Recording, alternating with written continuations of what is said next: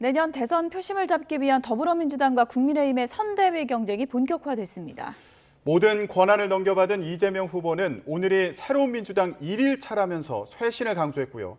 선대위 삼각체제를 구축한 윤석열 후보는 당 최고위원회의를 처음으로 주도합니다.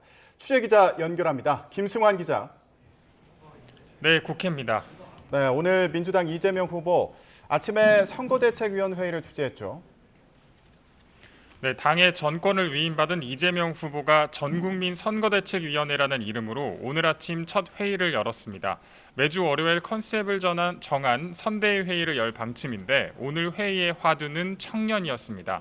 당 지도부 없이 사회자와 청년 4명만 참석했는데요. 이 후보는 먼저 오늘이 새로운 민주당 1일차라고 생각한다며 쇄신을 먼저 강조했습니다. 그러면서 기성세대의 책임으로 청년들이 좌절과 실패의 나락으로 떨어지는 상황을 만든 데 대해서 사과한다고 거듭 고개를 숙였습니다. 이 후보는 어제 충남 논산의 시장에서 만난 사람들을 얘기하다가 목이 메어서 말을 잠시 잇지 못하기도 했는데요. 들어보시죠. 저를 끌어안고 우시는 분도 계셨습니다. 없는 사람, 가난한 사람 좀 살 수 있게 해달라.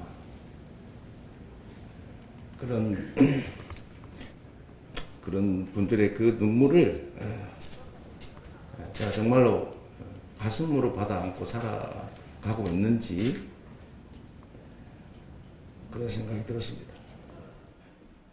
이 후보는 민주당 의원총회에서 선대위 전권을 위임받은 뒤 SNS에 조속히 쇄신 방안을 만들어서 집행하겠다며 변화 의지를 보였는데요.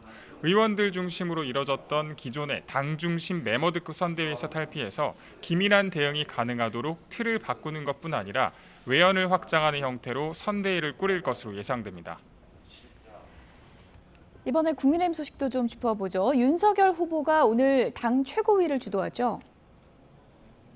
네, 보통 국민의힘 최고위원회는 아침 9시에 열리는데 오늘은 윤석열 후보가 다른 일정을 소화하고 회의에 참석하기로 하면서 일정이 11시대로 조정됐습니다. 윤 후보가 회의에 참석한 것은 이번이 두 번째지만 지난번에는 후보 확정 인사 차원이었고 오늘은 첫 발언을 통해서 회의를 주도합니다. 최고위원들에게 선대위 구성안에 대한 본인의 생각을 얘기하고 의견도 들을 예정입니다. 앞서 윤 후보는 이른바 3김 선대위 인선을 공식화했습니다. 김종인 총괄선대위원장을 필두로 김병준 전 자유한국당 비대위원장을 상임 선대위원장에 김한길 전 민주당 대표를 후보직 속에 새시대 준비위원장직에 앉히기로 했는데요.